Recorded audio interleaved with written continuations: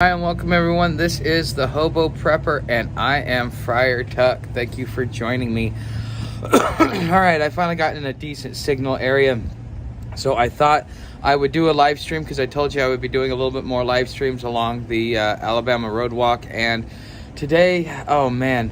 So just to kind of give you an update of what it's been like, I've made about 115 miles so far in the last few days. So I am by the end of today I should be anywhere from 70 to 60 miles from my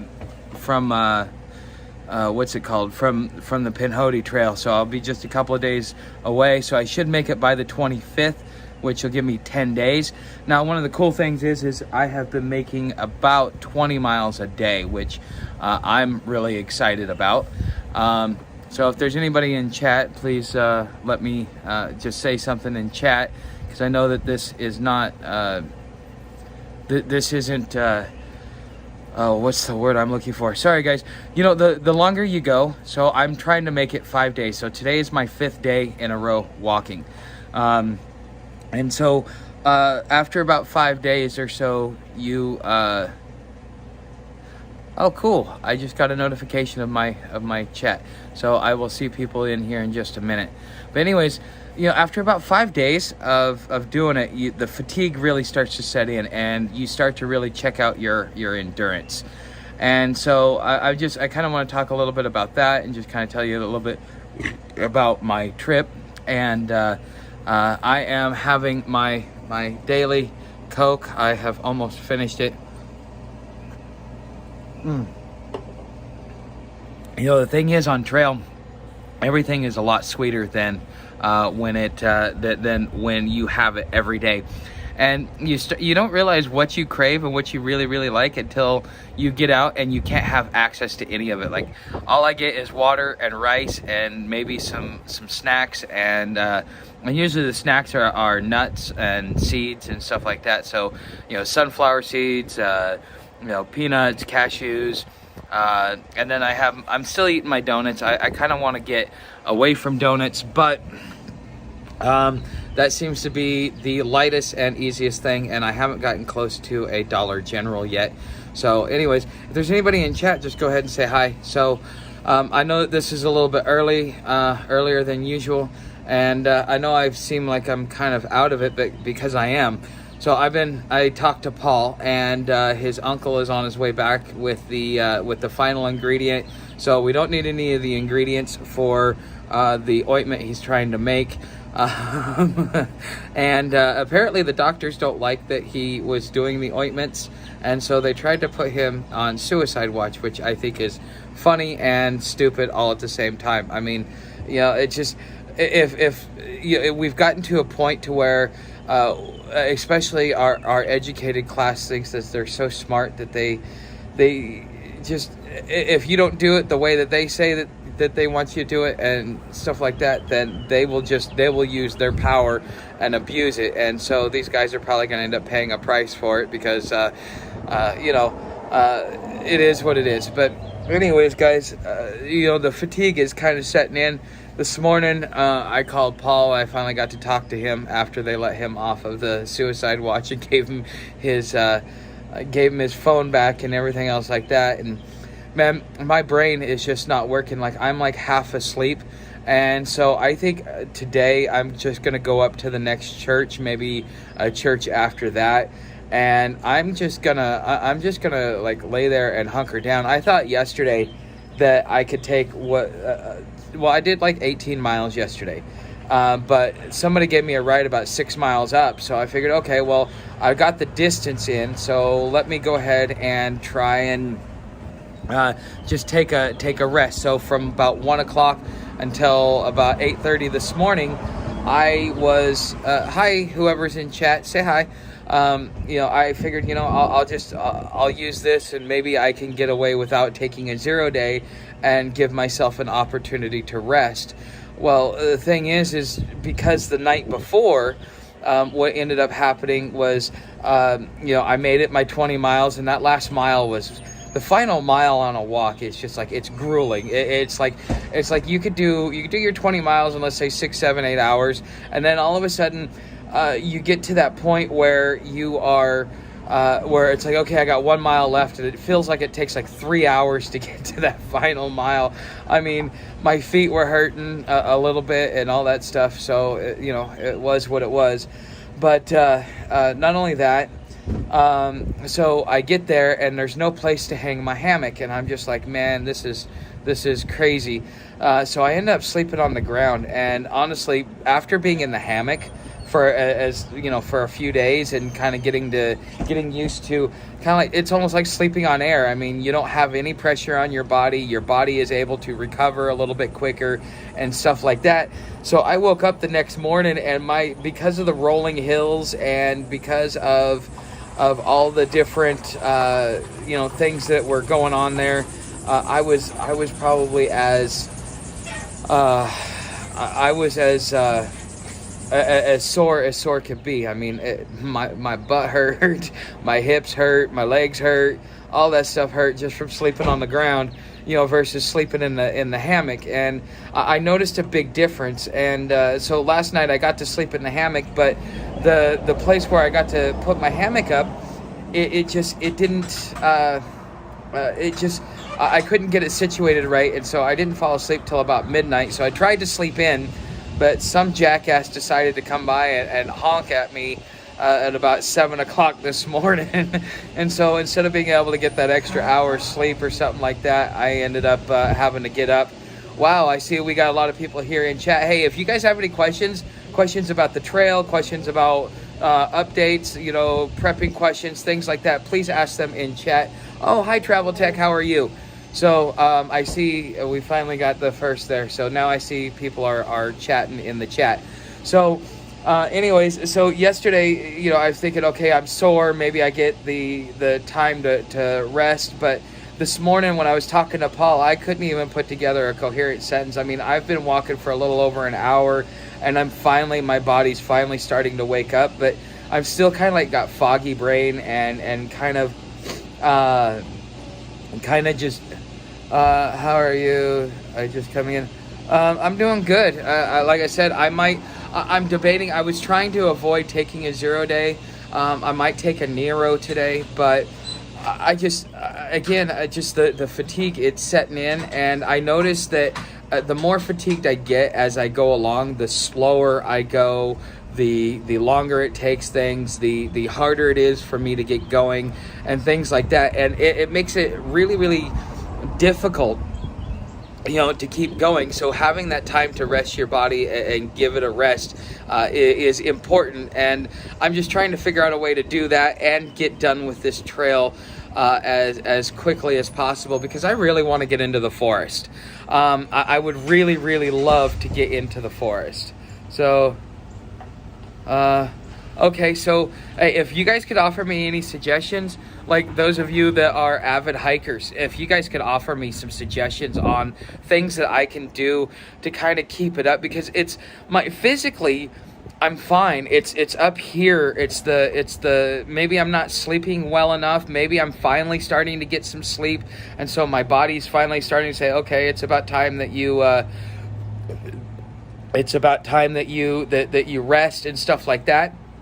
But I'm not exactly sure what to do, but I do know that I need to be able to keep this up, because once I get onto the Appalachia Trail, I have to at least go at least 5 to 7 days between times where I take a 0 day and sit back and rest my body.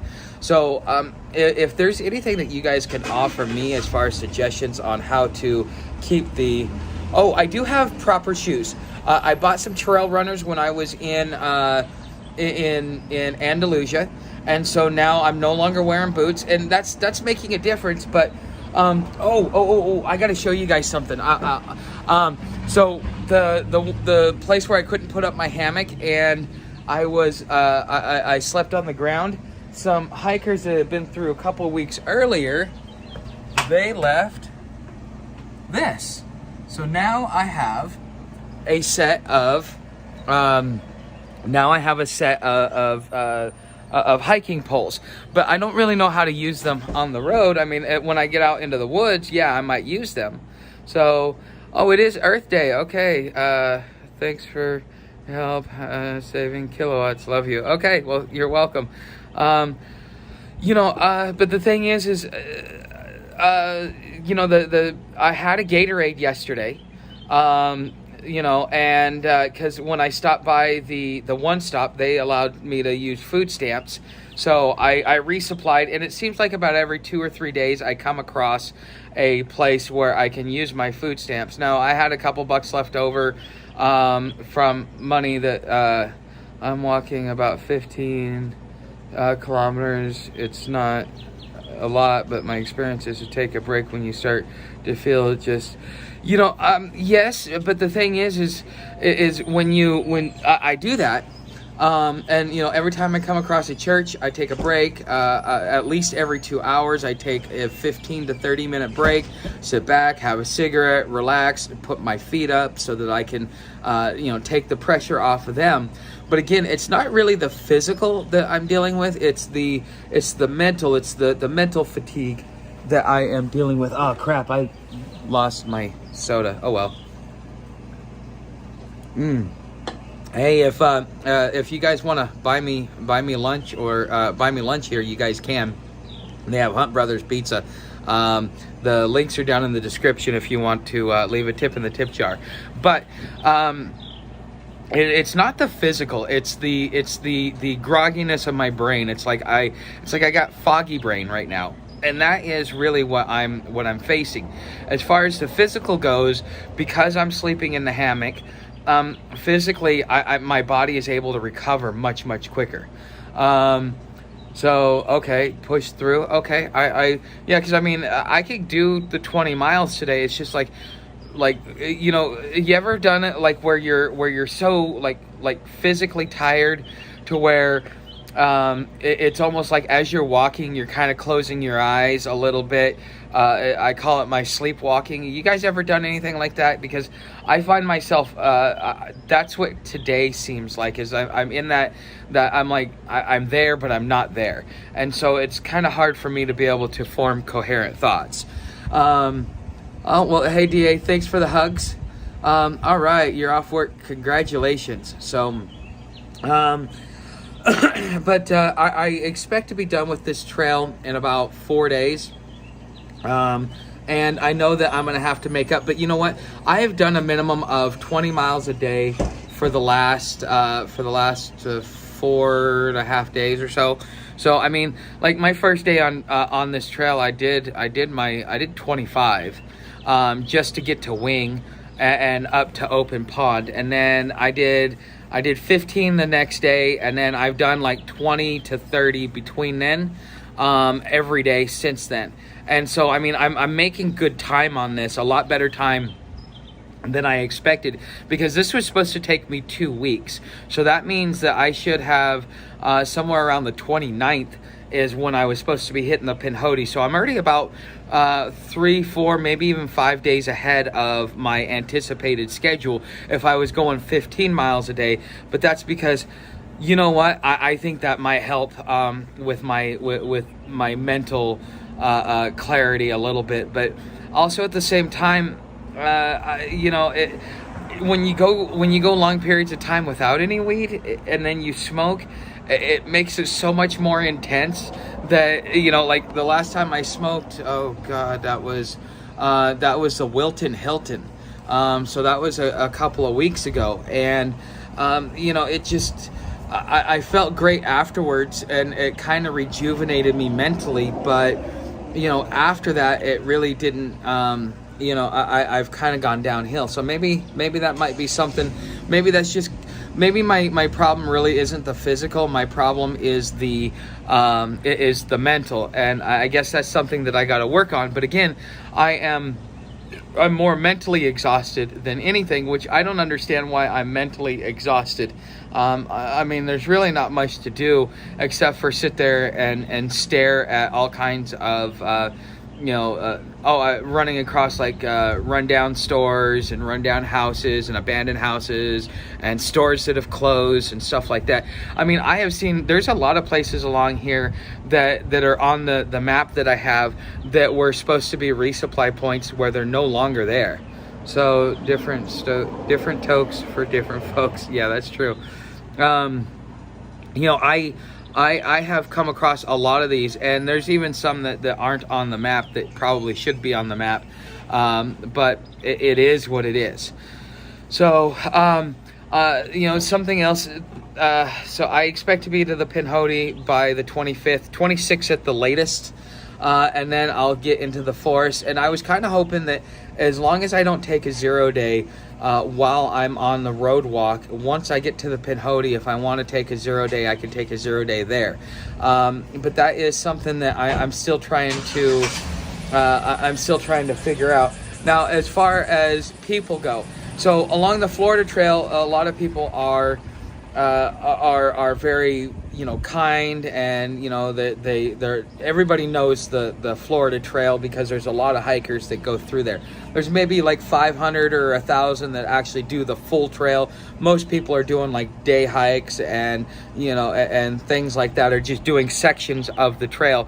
But there's enough people to where people along the trail actually end up knowing they know that you're a hiker, so on and so forth. Whereas like yesterday, part of the reason why I got a ride is guy goes down, passes me, and then he turns around, comes back. He's like, "Where are you going?" And I had to explain to him that I was on the ECT and that this was the Alabama Road Walk and stuff like that. He didn't even know that this was even a trail. And I'm like, yeah, it's not really a popular trail. But there are people along the way that, they look forward to seeing the hikers. And so, when they see you, they'll stop you and have like a 10, 15 minute conversation. Make sure you keep the conversation short though, if you want to keep yourself going, because these guys will sit back and they'll chat with you. And they'll have a good time. So I have met, and most of these people are in their 70s, it seems like, that really like to stop by because they enjoy seeing the outsiders come through. They want to know where you're from. They want to know what different parts of the country are like and stuff like that. I talked to one guy and he's like, "Well, where are you from?" And I said, "Well, I was raised in Oregon." And he's like, "Oh, I want to go to Oregon." And I'm like, don't. Not unless you want to go, hang out with a bunch of Californians because they destroyed the state. And I explained to him how toxic the Californians are. And not a lot of them will talk politics, but some of them will hint at politics. But you know what? Everybody keeps asking me, what are my plans after the trail? I will tell you that the one thing that the Alabama Road Walk has done is brought me to the point where it's like, I'm ready to, once I finish this, because I want to accomplish it. I want to be able to sit there and say, I did something, I accomplished the ECT. Hey, Paranoid, good to see you. I hope everything's going well for you. The ECT and stuff like that. But because it's going to be a confidence builder for me. Not only will it be a confidence builder, it's something that I can talk about. It'll give me stories and stuff like that. I was kind of, I don't know if YouTube is going to be the way that I go moving forward, because look at the economy right now. I mean, McDonald's is laying off somewhere around 2 million people globally. You have a lot or no, not 2 million, 200,000. Sorry, I added an extra zero there. They're laying off like 200,000 people. You have a banking collapse going on, which is going to affect small businesses. You have the speculators that are causing issues with the economy. And so, just like in 2008, 2009, you saw the job market tank. Now, for me, I got lucky. Okay, I ended up getting a pay raise, whereas everybody was losing their job during the 2008 crash. But I was also just getting out of a technical school, and I was just getting myself established in the IT industry. And so, I went from making $11 an hour doing tech support over the phone to actually being on site working in an actual IT shop, making about $15 an hour. But that also, by the end of it, because of how stressful that industry is, one, and two, because of just the fact that everybody was gunning for your job. The second you made a mistake, a company could fire you and replace you, because they had 50 people, knocking at the door going, hey, I need a job. I'd like to get a job in the field that I'm trained in. And so it made it so stressful that by the time all that stress came off, and I was able to kind of like decompress, I ended up in the suicide ward for almost 30 days. It was definitely something that was trying for me. And that's part of the reason why I left the IT field, is because of that. It's like, I want to go work a job, and I want to be productive. But at the same time, I don't want it to run me into the ground, so that when everything finally settles down, I crash, because it's like I can actually take a deep breath and realize what's going good. Walmart as well, massive closing stuff. Yes, and even REI is closing their flagship store in Portland, which I didn't realize that was their headquarters. I thought it was in Colorado, but apparently it's in Portland. So yeah, you have a lot of places closing. So are there jobs that are available? And when will the economy turn around? And if it does turn around, how long? Because I mean, it took us 10 years to get out of the '08 crash. It was, in 2018 is, especially when I was running my business, that's when the labor crunch happened. And you couldn't find people. It was there was more jobs than there was people, and now there's going to be more people than there are jobs. And I'm really sitting back and I'm thinking, and one, I don't really want to go work for somebody. I really would like to I would like to start another business, but I have different skill sets, and I would like to be able to do something that is not employee dependent, because I think that in the future we're going to have universal basic income. With the crash that's coming, that's going to be worse than the Great Depression. If you remember, that's when the hobos were jumping trains and going from city to city looking for work. Now, I mean, there's a little bit more opportunities because of technology, but who's to say that technology is going to be able to be maintained? Look at our roads and look at our infrastructure. They built it up, they spent all that money on it, and then they never maintained it. Or if they did maintain it, they were cheap about it while charging the highest rates possible. And so, like, especially with technology, how's that actually going to work out? And that's something that if you're losing your job or you're losing your business, this is something that you're really going to have to think about. Our malls are becoming empty. Oh, malls, yeah. Well, there's right now, just like the housing market crashed, the commercial market is crashing. And what's funny is I was actually ahead of the curve on that. With my janitorial business, one of the things that I was doing was I saw the writing on the wall. I said, you know what, it's going to be cheaper and easier for companies, if they can, to be able to let people work from home. Well, so I said, okay, I'll clean your office, because, you're going to have to come into the office at least once a week to have your team meetings and stuff like that. So you're going to have an office. But what I was trying to do is package my cleaning service as an employee benefits package. So your employees get a percentage discount, let's say 25 or 30% discount, because you're my customer, and that way I would be able to at least do the residential and kind of do a hybrid style. And that was something that I saw the writing on the wall, and now that's actually happening. I wasn't able to keep my business afloat long enough to be able to get that into place. But now you're going to have all of these commercial complexes that are going to start becoming abandoned, because one, nobody wants to occupy them. It's cheaper, and plus with this whole green crap that they're doing, they don't want you traveling to work, because you're traveling 20, 30, 40 miles, to get to work, because you live in a rural area, and then you got to go into downtown, or you live the next town over, and you got to drive to the next town just to be able to get to work. Well, the cost of fuel and everything else like that, that is going to, that plays into the employee. And then also the cost of the building and the maintenance of the building plays into the employer. And so it's a win-win for not only the employee, but the employer if they allow you to work from home. And so, at some point, a lot of people are going to want to start doing their own businesses, their own consulting, something like that. So, and that's kind of where I'm looking at, like, what is it that I can offer, now being out here and doing the trail and kind of learning how to navigate and stuff like that.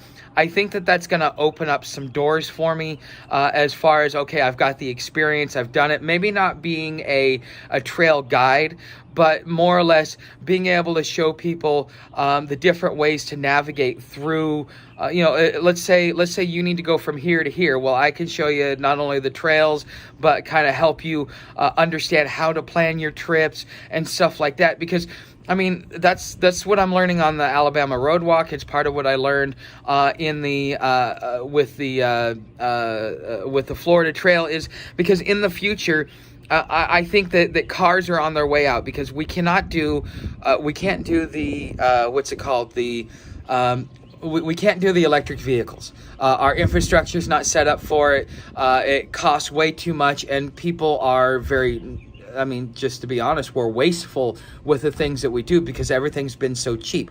I mean, if gas is $2 a gallon, you're going to sit there and idle your car, versus if gas is $5 a gallon, you're going to turn your car off and just suffer through the heat instead of dealing with the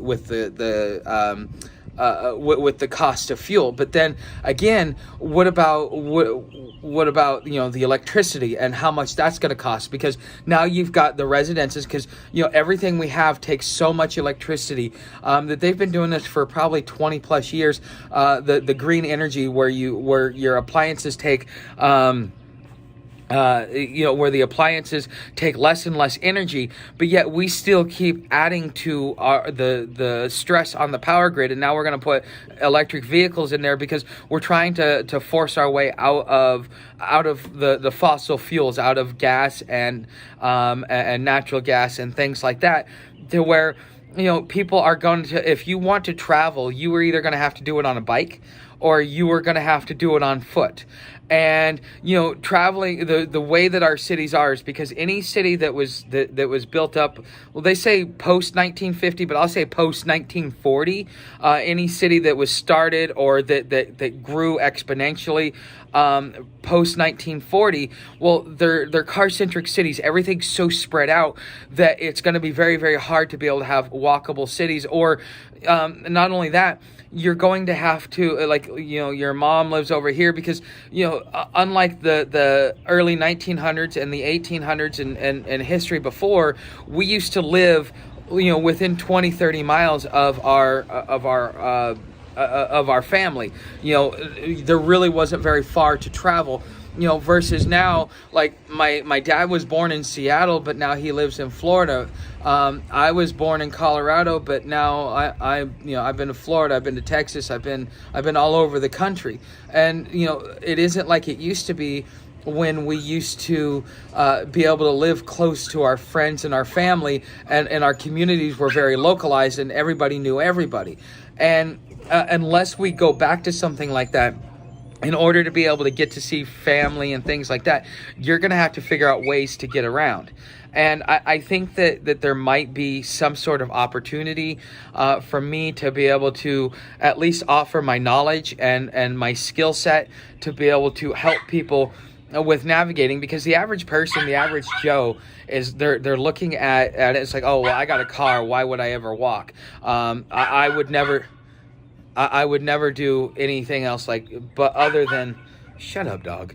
I would never do anything other than than drive. Well, you know what? In the next 5 to 10 years, the ability to drive is going to be something else. Plus, we've got a civil war brewing. We've got a global war brewing. We have got supply chain issues that.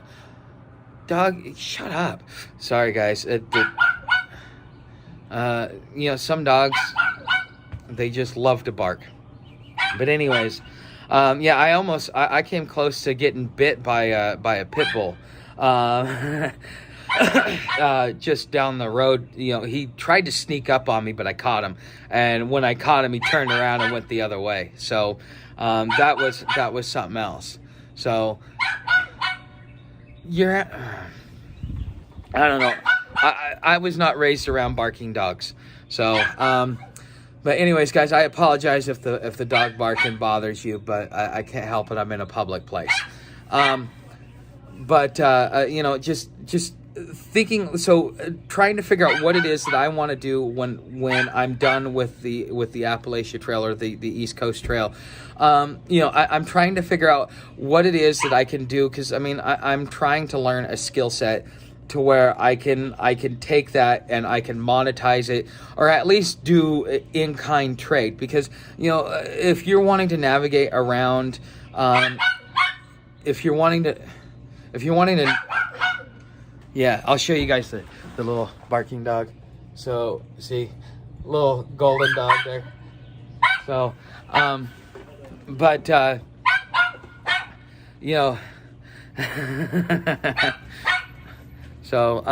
anyways, I'm trying to figure out a way to be able to monetize that, and at least turn it into something that will allow me to keep doing this, so that I can,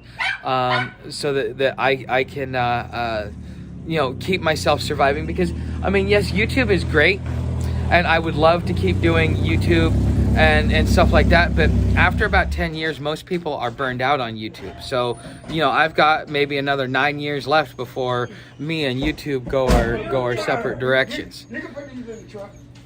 So anyways, I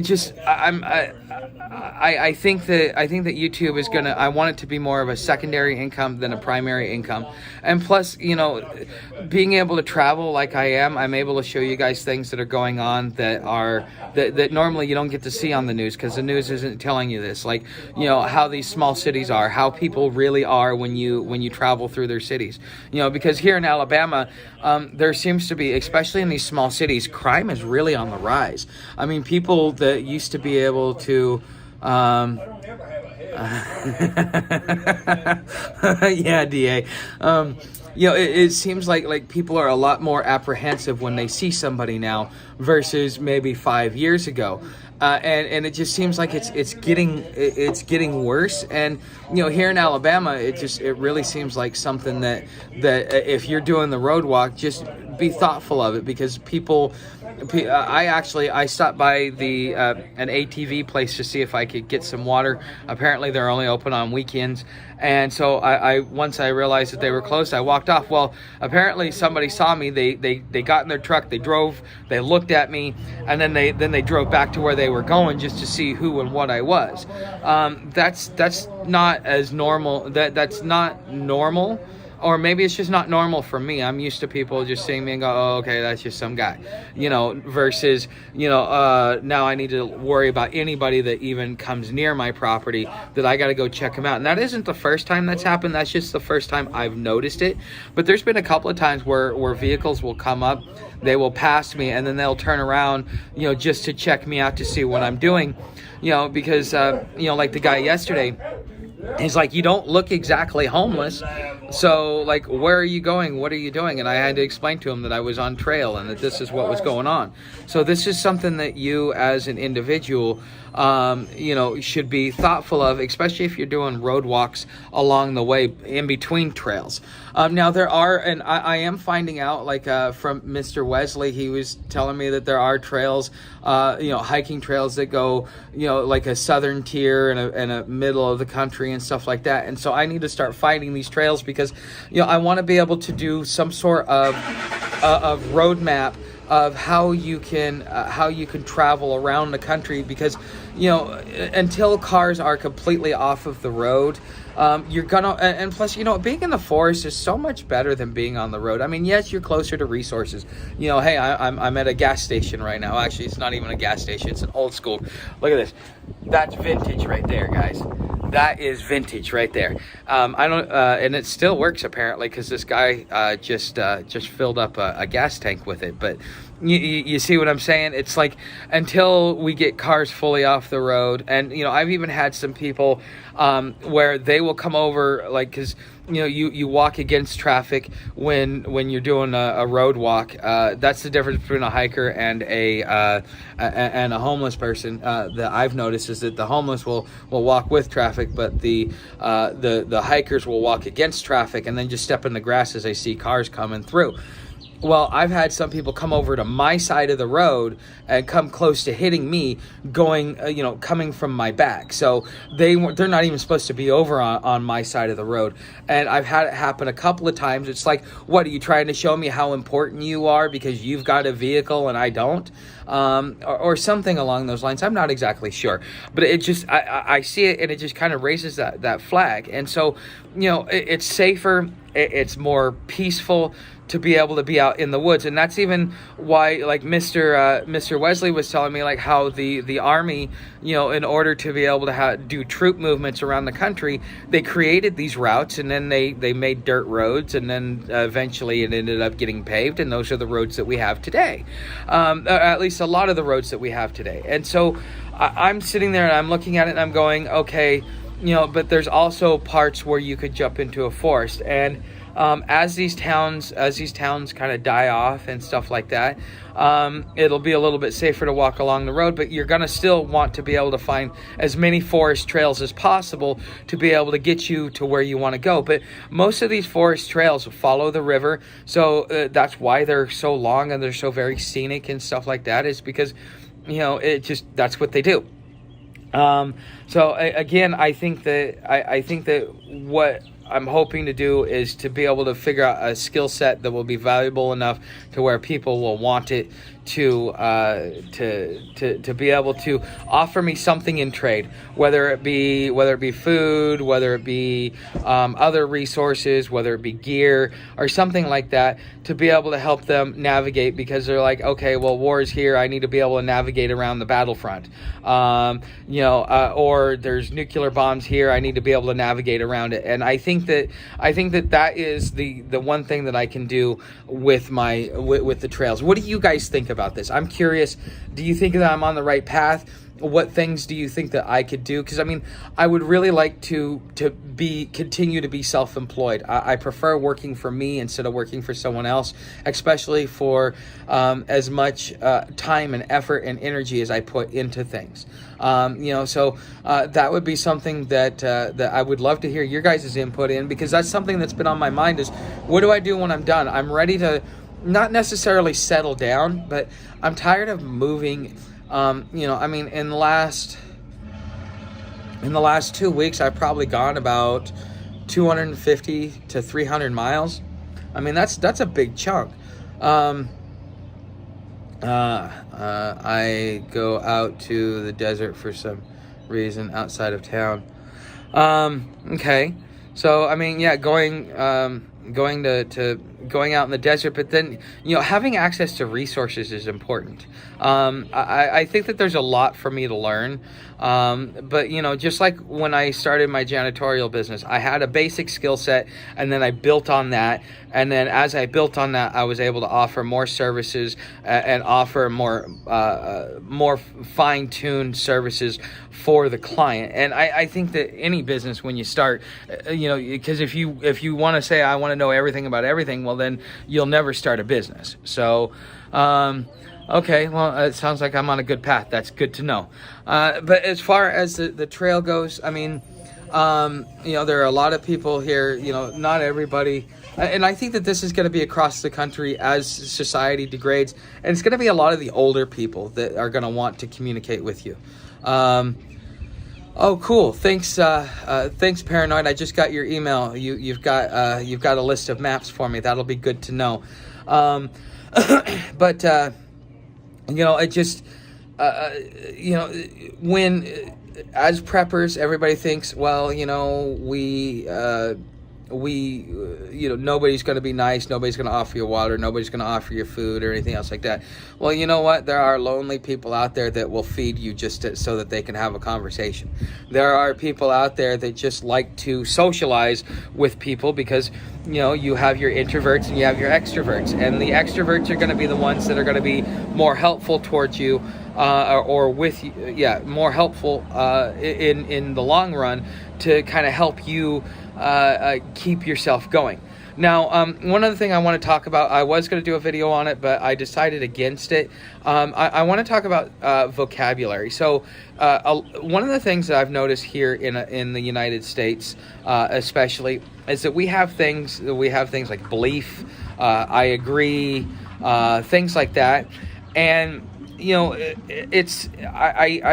as preppers, I think that we need to really get away from that and really hone ourselves in, and be knowledgeable and kind of master our skill set. So, one of the things, like me and my old man, we have a conversation and I'd be like, the sky is blue. And he's like, I agree with that. And it's like, no, what you're really saying when you agree with it is that I'm going to presume that that's true because that fits my narrative, in that sense. Instead of actually doing my due diligence and going out there and verifying that the sky is blue, I'm just going to agree with you on that. Or belief is the same way. I believe this, which means I presume it to be fact. And so, I believe that and stuff like that. Now, there is the realm of exponential possibilities, okay? We have seen people do things that are absolutely crazy. And survive things and do spectacular feats. And we can't explain it, but we can't also unsee it with our eyes. And so, because we're still in the process of evolution and understanding the world around us and everything else like that, it's something that I think that as preppers, instead of taking somebody's word for it, if somebody tells us something, at the bare minimum, we should go experiment with it. Or if we, okay, that's good to know. Paranoid, thank you. I'm seeing your emails as they're coming in, man. It's just, I think that because let's say somebody says, okay, so I talked with Paul. Somebody said that you drink your urine after a snake bite, and it provides the anti-venom. Well, come to find out, because Paul, he knows his poisons and he knows how they work and stuff like that, and he's like, no, that's an old wives' tale. That's not true. There's a lot of people that actually die from this.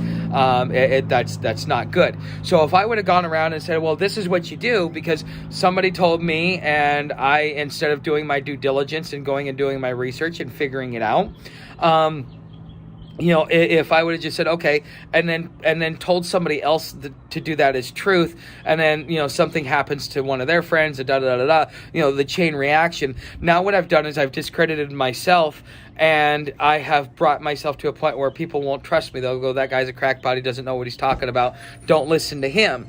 And because the thing is there have been things where I'm like, there's no way that's true, and it's turned out to be true, or there's no way that this has to be true because it seems plausible. It turns out to be as false could be.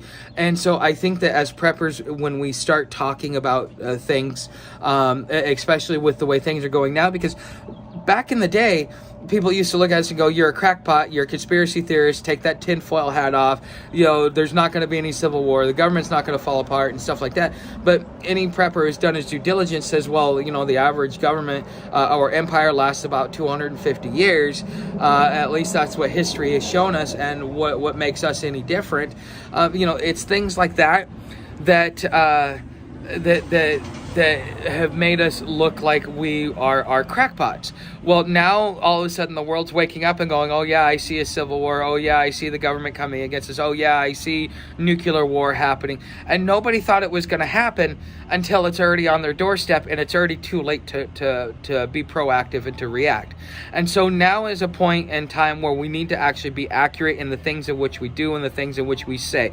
Now, you can, and one of the things that I told Paul is, just to make sure that I kept my credibility, is this is what somebody told me. I'm not sure if it's true, but you can try it. That way they're like, okay, you're, at least it gives you the ability to keep your integrity intact and not to discredit yourself, which will then essentially discredit the rest of the prepper community.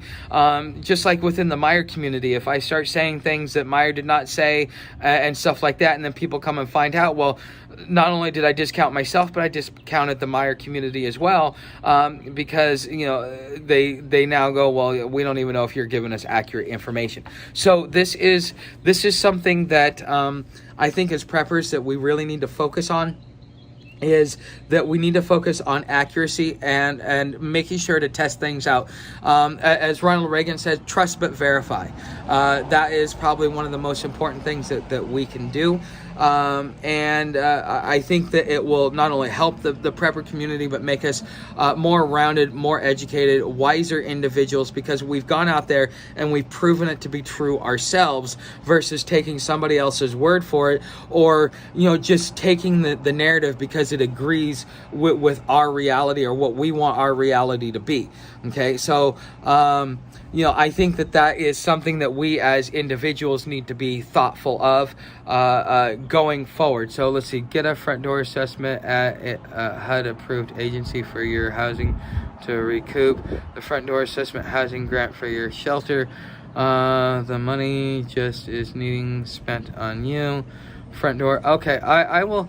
I've had somebody try and like a friend, but it doesn't sound right. And the second you start taking something from the government is the moment that you waive your rights and give the government control to tell you what to do. As my grandfather used to tell me, if I give you $1, I own you until you give me that $1 back. And and even with the government, that's why it's always been hard for me to take government assistance, is because even though we pay our taxes and so that we can have these benefits, in order to be able to get access to these benefits, you are waiving your rights and you're waiving a lot of stuff. So this is something for you as an individual you need to really be thoughtful of.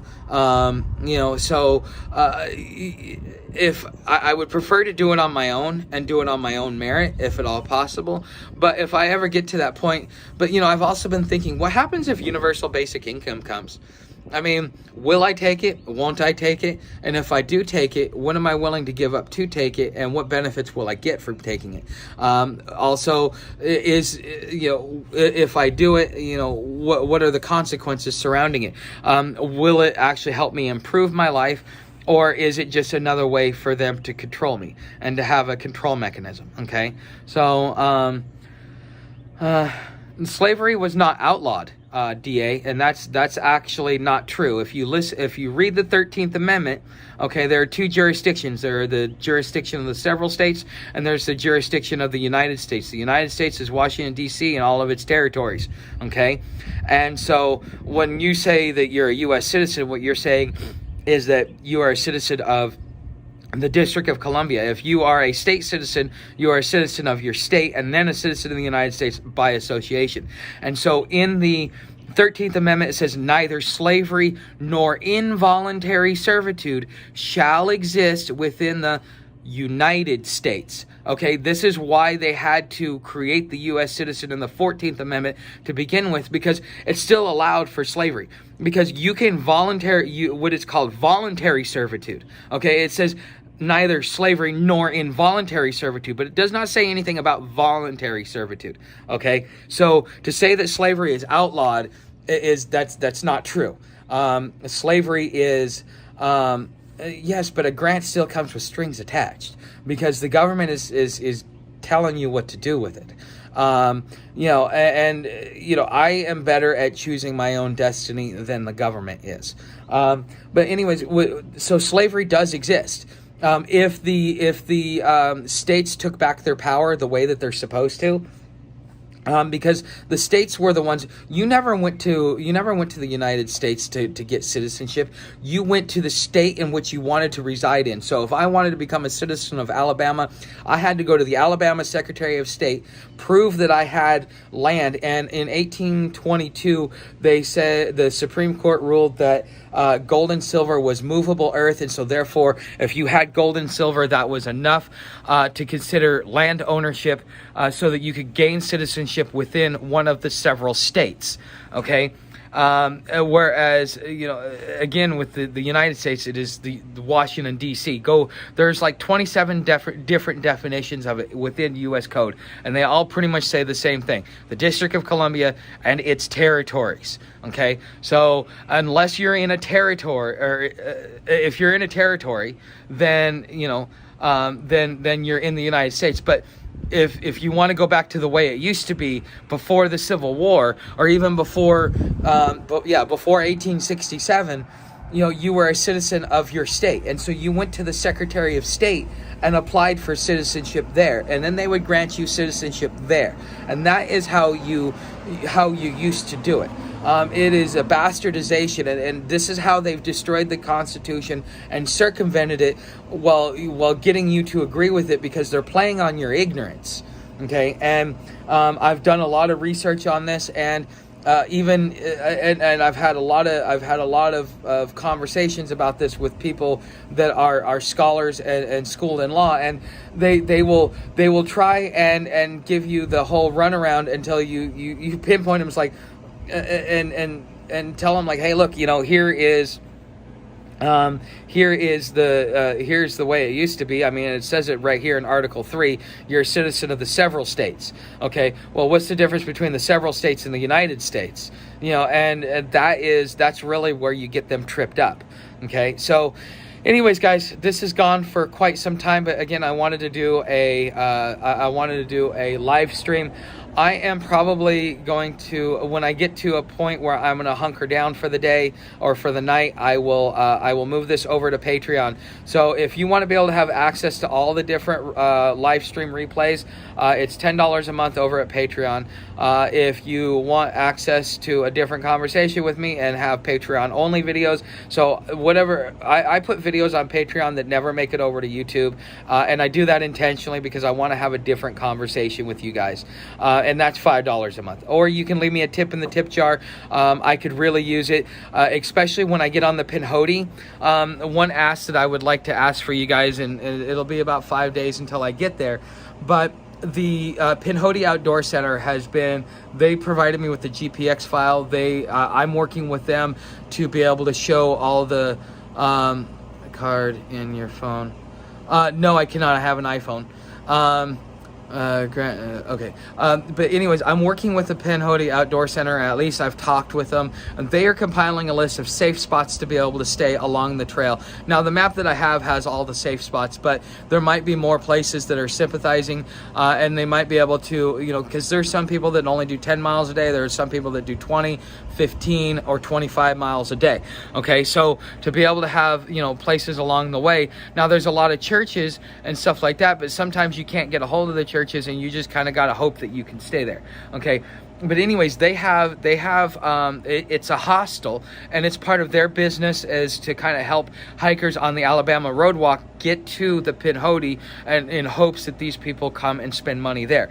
And I would like to, if you guys are willing to fund it, to stay there and take a 0 day there. It's $10 a night to be able to pitch a tent or my hammock, or it's $30 a night to get a bed. Either way, I get a shower and access to a kitchen and all that other stuff, just like any other hostel. But it would be nice if you guys would help fund that, since I'm not to a point where I can do my own self-funding, at least not yet. I'm about 120 subscribers away from getting fully monetized, and so I'm hoping to reach that before I get to the Appalachia Trail. But you know, in between then, if that's something that you guys could help me out with, Farm Stay USA is good for a recoup. Okay, if yeah, it would be nice, but most of these farmers don't want to hire you because because there's been a lot of people that have destroyed it. A lot of tweakers come out here and they want to work for farmers, and then they get on a $500,000 piece of equipment and then screw it up. And so a guy like me comes by and says, I'm willing to work, would you put me to work? And they're like, no, I'd rather do it myself. I learned this from a peanut farmer. So also Woofers is a website to find farms needing seasonal work. Okay. I will have to look into that, because that would be nice to do, because I want to stay out in rural areas. I do not want to be back in the city. The cities is kind of where everybody hates each other, and I don't want to do that. But anyways, guys, if again, I'd like to make an ask of if you guys could help me fund a night or two at the Pinhoti Outdoor Center, just to show the gratitude for the help that they've given me along the way and the communication. I would truly appreciate it. If you are ever on trail, especially the Pinhoti, it's on mile 21. So I mean, like, you can stop right there, like at the end of your first day, if you do 20 miles, and you know, go in and stay at the hostel. Okay, so anyways, guys, I'm gonna go ahead and I'm gonna end this, and I will see you guys in the next live stream and the next video. If you guys have any questions or anything you want me to talk about, especially during this road walk, please leave it in the comments so that I can start making videos about that, to you know, better benefit you and others who watch this channel. All right, so thank you for watching, and I will see you in the next